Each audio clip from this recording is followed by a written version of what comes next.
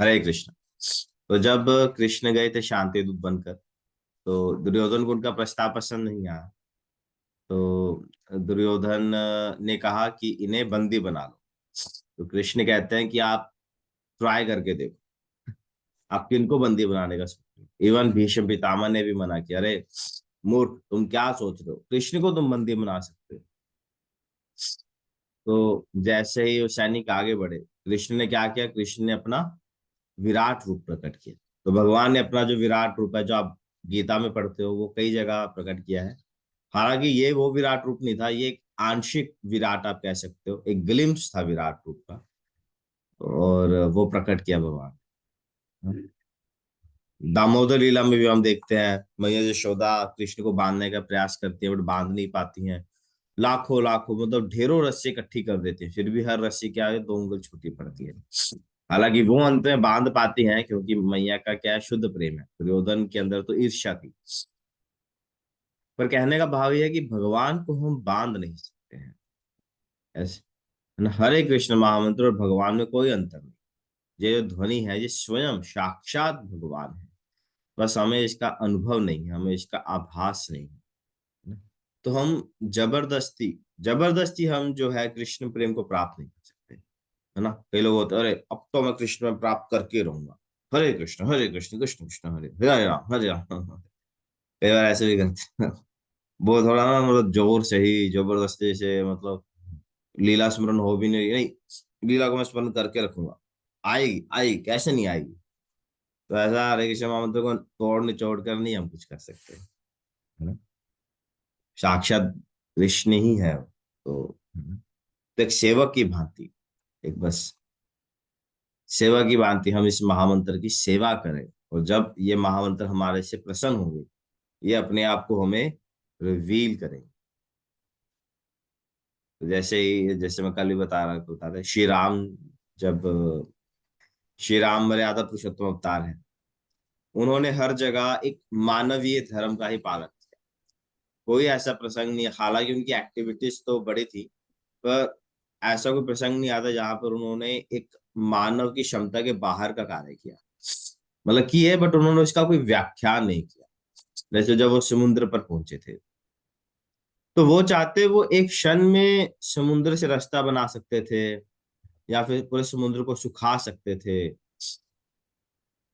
पर उन्होंने ऐसा नहीं किया। उन्होंने एक मानव, एक मनुष्य क्या करता, वैसा अप्रोच लिया, और वानरों की मदद से पुल बनाया। तो जो किया, उन्होंने एक मनुष्य की मर्यादा के अंतर्गत रहकर किया। चाहे पिता हो, चाहे पति हो, या पुत्र हो, कोई भी रोल हो। तो अम, पर ऐसे पर जब भरत मिलाप का सीन था और सब जा रहे थे, कल में बताया था, तो कैकई को, सिर्फ कैकई को भगवान बताते हैं कि मैं ही पूर्ण पुरुषोत्तम भगवान हूँ। सिर्फ कैकई को ऐसा बताते हैं, क्योंकि तो श्री राम का बताते हैं जब वो खुद से किसी पर प्रसन्न है। मतलब कैकई बहुत रो रही थी, बहुत रो रही थी।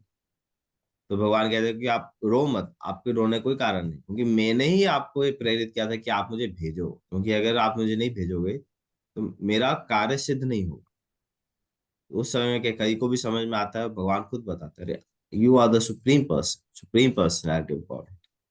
तो वही बात कहने के बाद ये कि जब भगवान हमसे प्रसन्न होंगे, तो फिर वो अपने आप को हमें रिवील करेंगे। दिव्य ज्ञान हृदय प्रकाशित हो। जैसे सूरदास थे, सूरदास देख नहीं सकते थे, और वो प्रतिदिन मंदिर जाते थे दर्शन करने। तो एक दिन पुजारी पूछते, बाबा कुछ देख तो सकते नहीं हो, फिर दर्शन किसके करते हो। कहता आप, तो बोलता रे आप कौन है, मैं प्रतिदिन भगवान को देखता हूँ। अच्छा। पुजारी बोले, अच्छा तो तुम बताओ, आज भगवान ने कौन से कलर की ड्रेस पहनी।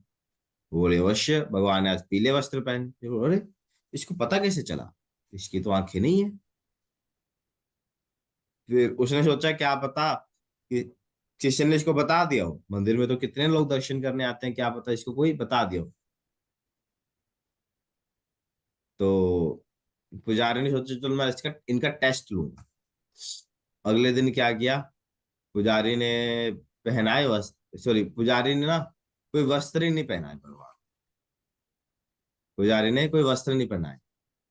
और सुबह सुबह मतलब जब कोई भक्त आया ही नहीं था, उस वक्त सूरदास को बुलाया और उनको पूछा, रे तुम बताओ कि आज भगवान ने क्या पहना। तो सूरदास बोले, आज तो भगवान हमारे नंगे खड़े हैं कुछ पहना नहीं है। पुजारी हक्का बक्का रहेगा, फिर भगवान को तो उन्होंने उनको साक्षात पढ़ा। तो जो है, जो शुद्ध भक्त है, भगवान को अपने हृदय में दर्शन, क्या वो बड़ा शुद्ध। साधुनाम हृदय में मह्यम, साधुओं के हृदय में मैं रहता हूँ, भगवान कहते हैं। मैं अपने धाम में नहीं हूँ, मैं वैकुंठ में नहीं हूँ, मैं कहाँ हूँ, अपने साधुओं के हृदय में। बोधयंता कथ्यंतश्च माम नित्यम बोधयंता परस्परम, यहाँ मेरी कथा हो रही है, यहाँ मेरे भक्त मिलकर मेरी कथा कर रहे हैं। उस कथा में क्या कर रहे हैं, रमन कर रहे हैं। बोधयंता परस्परम, उस कथा में मैं प्रेजेंट हूँ। जब मेरा संकीर्तन होता है, संकीर्तन में जो हमें आनंद मिलता है, वो आनंद श्री चैतन्य महाप्रभु की प्रेजेंस के कारण, जब हम कीर्तन करते हैं तब महाप्रभु प्रेजेंट होते हैं। तो इसलिए वहां जब प्रसन्न होते हैं तो वो स्वतः अपने आप को रिवील करते हैं, हम जबरदस्ती नहीं कर सकते।